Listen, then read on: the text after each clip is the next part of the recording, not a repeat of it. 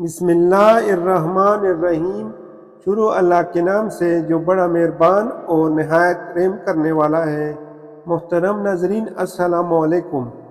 آج میں آپ کو ایک ایسا ایمان افروز واقعہ بیان کرنے لگا ہوں جس کو سن کر آپ کا ایمان ضرور تازہ ہو جائے گا اور آپ کے علم میں اضافہ ہوگا۔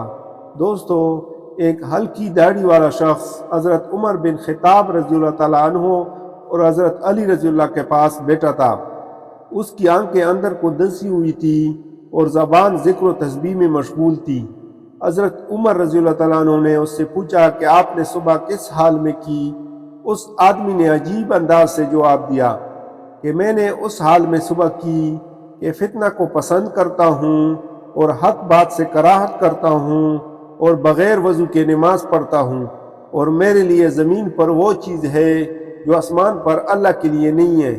یہ سن کر حضرت عمر رضی اللہ تعالیٰ عنہ طیش میں آ گئے اور اللہ کے دین کی خاطر انتقام لینے پر آمادہ ہو گئے اور اس آدمی کو پکڑ کر سخت سزا دینے لگے۔ تو حضرت علی رضی اللہ تعالیٰ عنہ نے ہنستے ہوئے کہا، اے امیر المومنین، یہ شخص جو یہ کہتا ہے کہ وہ فتنہ کو پسند کرتا ہے، اس سے مراد اس کی مال و اولاد ہے، جیسا کہ اللہ تعالیٰ کے اس فرمان میں مال و اولاد کو فتنہ کہا گیا ہے۔ سورۃ الانفال آیت 28۔ وَاعْلَمُوا أَنَّمَا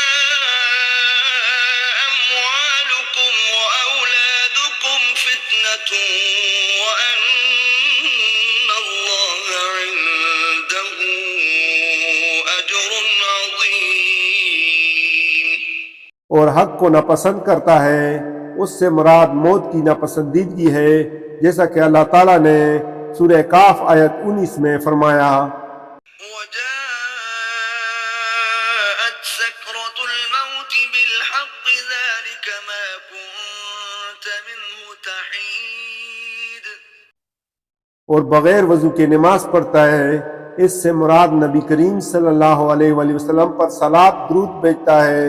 ظاہر ہے کہ صلاۃ کے لیے وضو ضروری نہیں ہے، اور اس نے جو یہ کہا ہے کہ اس کے لیے زمین پر وہ چیز ہے جو آسمان پر اللہ کے لیے نہیں ہے، اس سے اس کی مراد بیوی بچے ہیں۔